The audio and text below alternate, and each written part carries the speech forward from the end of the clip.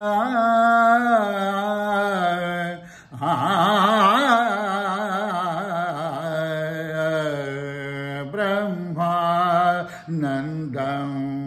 परमसुखदं केवलं ज्ञानमूर्तिं द्वन्द्वातीतं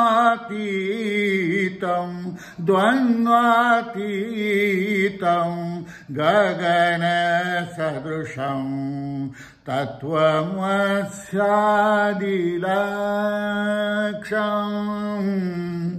एकन्नित्यं विमलमचलम् एकन्नित्यं विमलमचलम् सर्वधी साक्षीभूतम् भावातीतं त्रिगुणरहितं भावातीतं त्रिगुणरहितं सद्गुरुं तं नमामि सद्गुरुं तं नमामि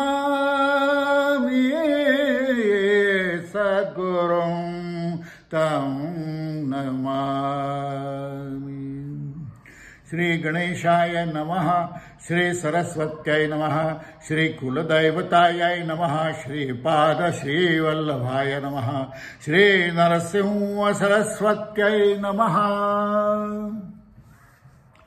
अशा वेगवेगळ्या कथानक गाणगापुरामध्ये घडत होती आणि त्या गाणगापुरेमध्येच समस्त भक्त सेवा करीती त्या एक विणकर तंती अत्यंत करीतसे भक्ती नित्य येऊनी नमस्कार।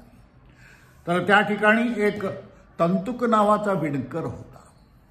हा विणकर सदा सर्वदा श्री गुरूंच्या मठात येऊन त्यांची सेवा करीत असे। 3 प्रहर संसार यात्रा करणी येत असे पवित्रा राजांगण झाडी विचित्रा नमस्कारी गुरु। सगळ्या तिथली साफसफाई तो करत असे। असे कित्येक दिवस शिवरात्रीचं व्रत आले आणि समस्त त्याचे माता पिता तंतुकाचे यात्रेला निघाले। त्यासी बोलावी ती यात्रेशी तो म्हणत असे त्यासी तुम्ही मूर्ख असा पिसी माझा श्री पर्वती येथेच असे। तो म्हणे तुम्ही जा तुम्हाला जायचं असेल, माझा श्री पर्वत याच ठिकाणी आहे। माझे सद्गुरू श्री गुरु माझा मल्लिकार्जुन पर्वत म्हणजे गुरुभवन आपण न याची तेथून चर सोडून श्री गुरु हाच माझा मल्लिकार्जुन आहे। श्री गुरु म्हणजे माझं गुरूंचं भवन हेच माझं पर्वत आहे, तेव्हा मी काय यांना सोडून येणार नाही, तुम्ही जा। नगर लोक समस्त गेला आपण एकला राहिला, श्री गुरुचे मठाशी आला दर्शनाला आगी परियसा।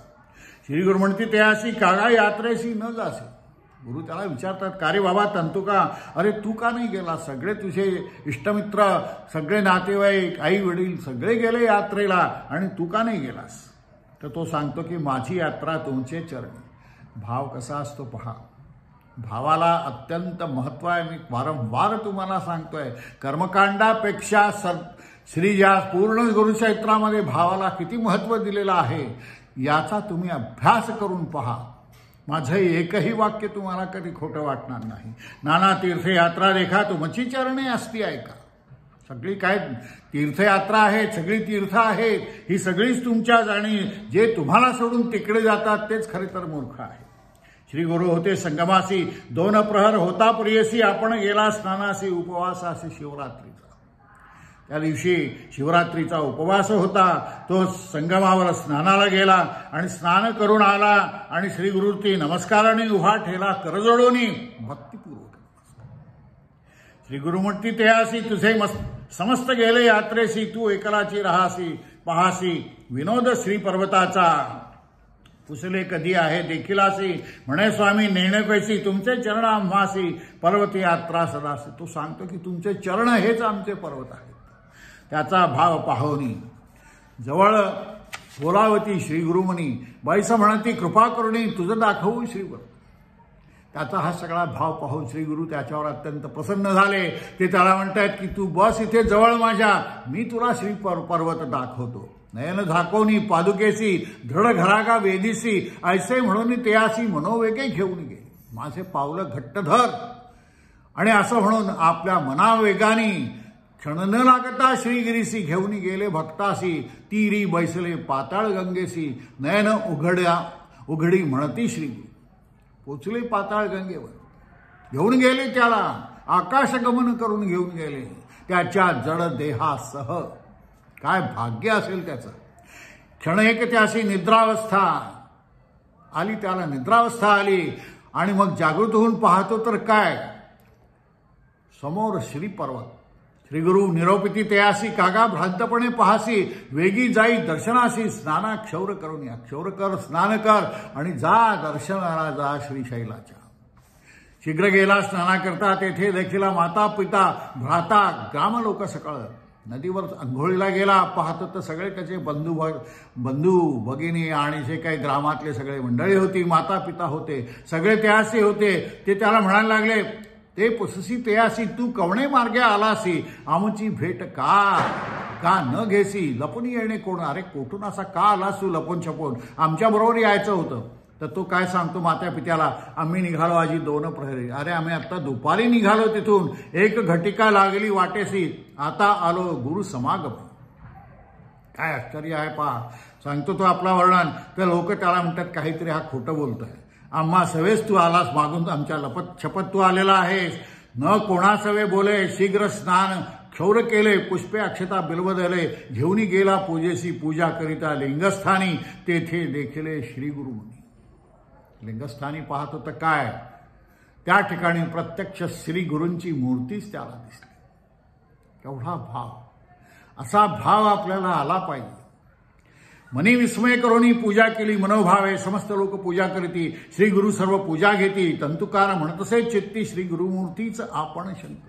त्याची खात्री पटली की आपले श्री गुरुमूर्ती हेच प्रत्यक्ष शंकर आहेत. या ठिकाणी ते बसून सगळ्यांची पूजा घेऊन राहिलेले आहेत. श्री गुरु पुसती तयासी आता राहासी किंवा जासी. तंतुक विनवी स्वामी आसी.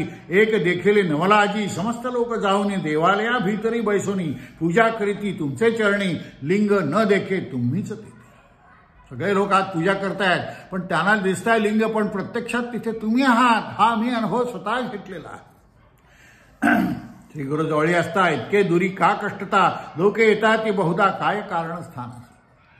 ते विचारतात, सांगतो त्या श्री गुरुना की एवढे तुम्ही इथे प्रत्यक्ष असून हे लोक इथे कशासाठी येतात. न कळे तुझा महिमा अपार गौप्य रूपी श्री गुरुनाथा. सर्वजन मूढ होऊनी नेणती तुझा महिमा कोणी. का हो येती या स्थानी विस्तारोनी सांगा मला.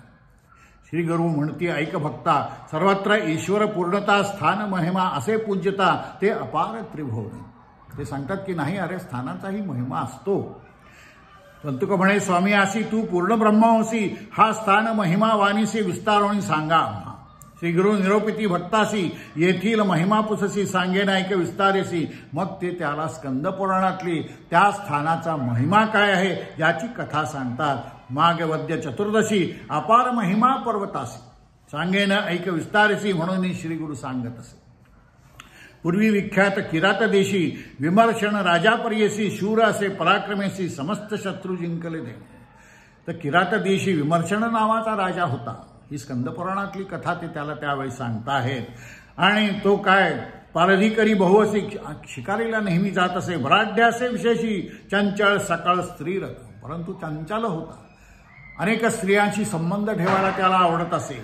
सर्व मांस भक्षण करी. ग्राह्य अग्राह्य कसलाही विचार न करता ऐसा तो दुराचारी असा तो विमर्शन होता. ईश्वरपूजी. परंतु ईश्वरावर भक्ती होती. ईश्वरपूजी भक्तिभावे नित्य पूजा करी अपार. शिवरात्र आलिया हर्षनिर्भर. गीत नृत्य वाम परिकर. भक्तिपूर्वक करी पूजा. आचार तरी बरवा नसे. शिवपूजा करी बहु असे. तरीही आचारहीन असला तरीही शिवावर त्याचा अत्यंत प्रेम होतं. पत्नी त्याशी एक असे. त्या पत्नीचं नाव होतं सुलक्षण नाम कुमुद्वती. सुशील सगुणी पतिव्रता.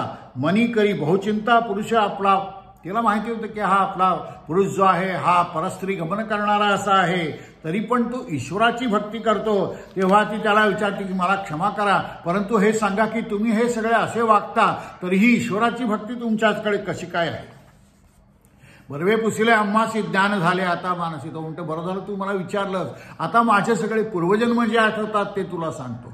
पूर्वी धनघराघरी होतो आपण, श्वान योनी जन्मनं होतो तेथे कामळक्रमण. शिवरात्री आले एके दिवशी त्या नगरी होते शिवालय. समस्त लोक आले पूजावया, आपण हिंदट गेलो तया ठाया. भक्षण काही मिळून पुढे एक शिवालय होतं आणि त्या ठिकाणी मी कुत्र्याच्या जन्मामध्ये होतो आणि या शिवालयामध्ये सर्व लोक पूजा करतात म्हटल्यानंतर मीही त्या शिवालयामध्ये घुसलो आणि नाना वाद्ये वाजविती गर्भग्रही प्रदक्षिणा करती धरोणी आरती हो सकळीक. आपण गेलो द्वारात विनोद पाहिन म्हणून. मी त्या सगळं पाहण्यासाठी त्या शिवालयाच्या द्वारात गेलो. मज देखोनी आले धावत काष्ट पाषाण घेऊन. मला पाहिल्यानंतर मात्र हे सगळे लोक हातात दगड आणि काठी घेऊन आले मला मारण्यासाठी. आपण पवळीमध्ये होता. आता पवळीमध्ये म्हणजे दरवाजात तो होता. द्वार घातले मारू म्हणता, धरा धरा मारा त्वरिता. मारू लागले पाषाणी, मला ते दगडांनी मारायला लागले. बाहेर जायला कुठे वाट नव्हती, त्यामुळे जिवाळा सांभाळत सांभाळत मी देवालयात आत गेलो आणि प्रदक्षिणा करायला लागलो लोकांचा मान चुकवण्यासाठी. लपावया सव्य प्रदक्षिणा करीत असे, लपावया ठाव नाही. वेष्टिलो पवळी न दिसे काही, मागून मला कुठे बाहेर जायला मार्गच दिसत नसे कुठेतरी. आणि मग प्राण वाचीन म्हणून 3 वेळा पळालो, मारतील म्हणून भ्यालो. अंतर्ग्रही निघालो, पूजा देखील शिवाची. द्वार धरणी समस्त लोक शस्त्रे मारिती. मजा अनेक ओढून टाकीती सकाळीक शिवालया भारी.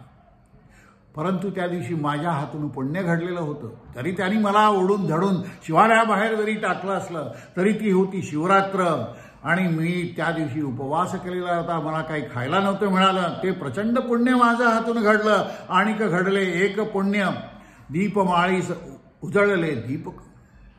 ते म्या देखिले डोळा, प्राण त्याजीला शिवद्वारे. आणि ते जे शिव जे काही दीप असे उजळलेले होते ते पाहून त्याच ठिकाणी माझा प्राण गेला. तेने पुण्ये झाले ज्ञान, ऐक शिवरात्रीचे महिमान. म्हणसी दुराचारी आपण त्याचा संदेह सांगेन.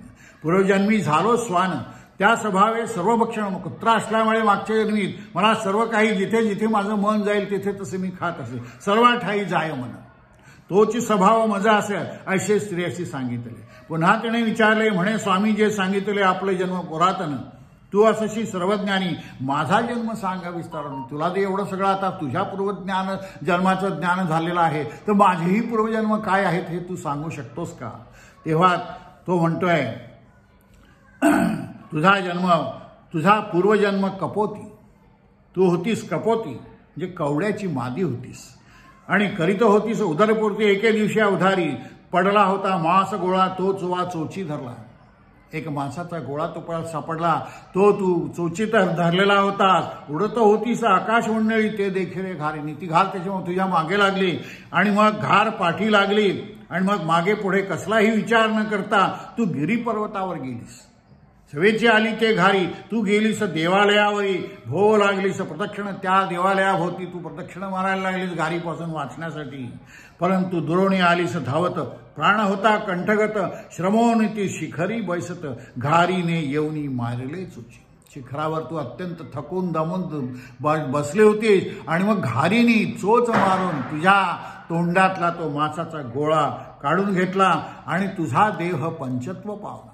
त्याच ठिकाणी तू मरून पडलीस आणि प्रदक्षिणा पुण्यफळा आलीस हो, झालीस हो राजपत्नी. त्या ज्या काही तू प्रदक्षिणा त्यावेळी मारलेल्या आहेत त्यामुळे तुझं पुण्य होऊन तू राजपत्नी झालेली आहेस. आता मग ती म्हणते की आता ते भविष्य सांगा प्राणप्रिया राजेंद्र, माझं आता पुढे काय होईल.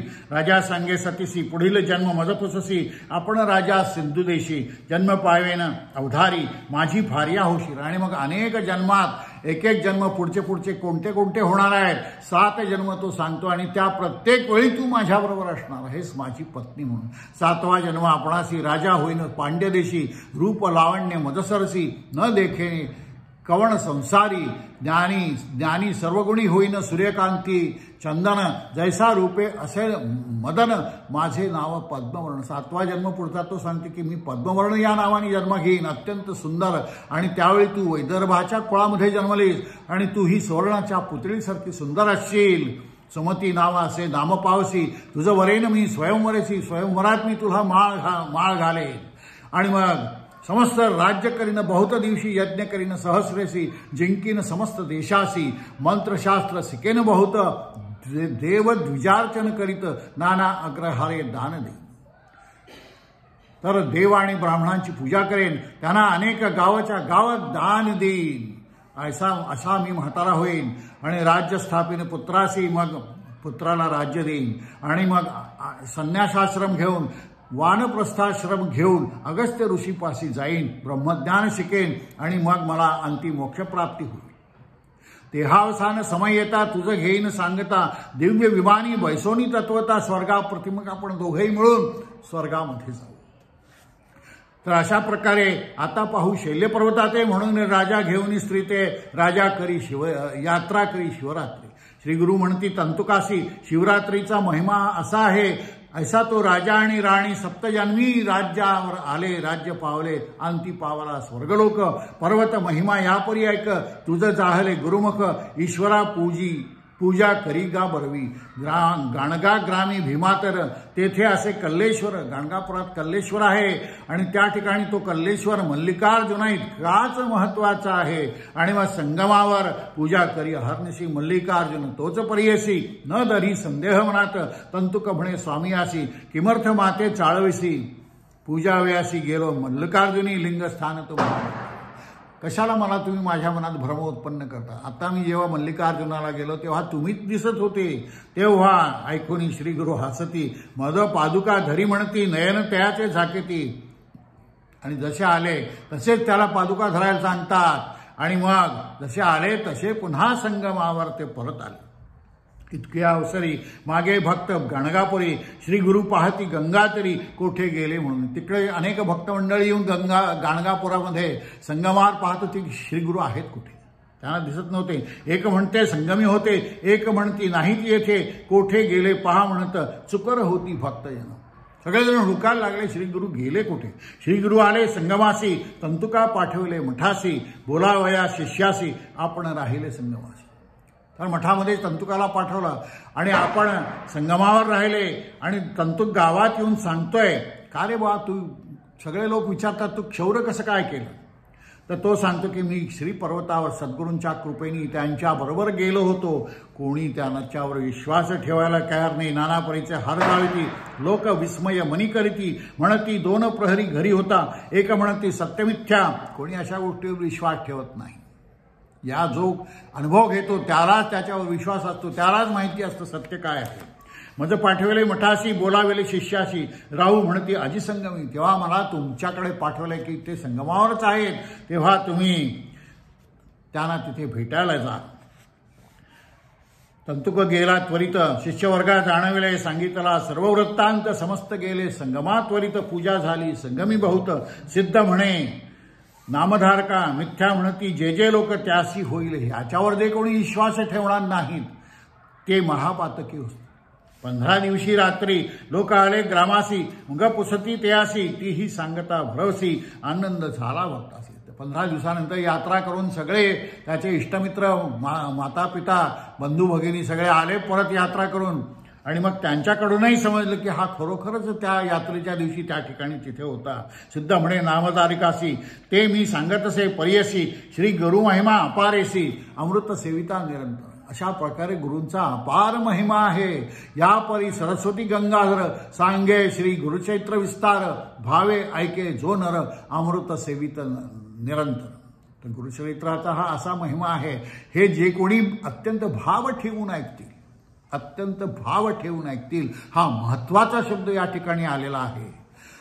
कारण मुख्य भाव कारण प्रेमे करता श्रवण पठण, निध्यास आणि मनन प्रेमे करून हे सगळं गुरुचरित्र करायचं आहे. हे प्रेमाने करायचं आहे.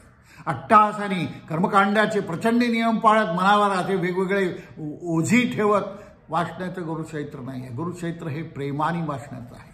गुरूंच्या विषयी अत्यंत आतून प्रेम उत्पन्न झालं पाहिजे. नाव काढलं तरी डोळ्यात असे अश्रू आले पाहिजे, अंगावर रोमांच उभे राहिले पाहिजे. असा तुमचा भाव जर सद्गुरूंप्रती असेल, श्रीगुरूंप्रती असेल, श्रीगुरू हे प्रत्यक्ष त्रैमूर्ती आहेत याविषयी जर तुमची खात्री असेल तर हे सगळं होईल. अशा प्रकारे ही कथा सिद्ध नामधारकाला सांगतोय श्रीशैल्य गमनाची, आणि याच ठिकाणी ही कथा सांगते आहे.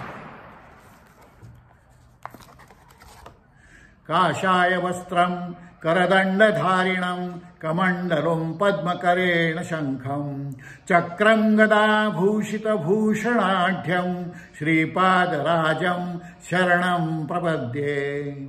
सद्गुरु श्री नरसिंह सरस्वती स्वामी महाराज की जय. सद्गुरुभ्यो नमः, सद्गुरुभ्यो नमः, सद्गुरुभ्यो नमः. सद्गुरूंविषयीचा तुम्हा सर्वांचा भाव वाढो, त्यांच्याविषयीचं आंतरिक प्रेम वाढवो, त्यांच्याविषयी तुमच्या मनात अत्यंत कळकळ निर्माण होऊ दे, आणि श्रीगुरू हे एकमेव आधार आहे याविषयी तुमची खात्री पटू दे, अशी त्यांच्याकडे प्रार्थना करून मी या ठिकाणी थांबतो आहे.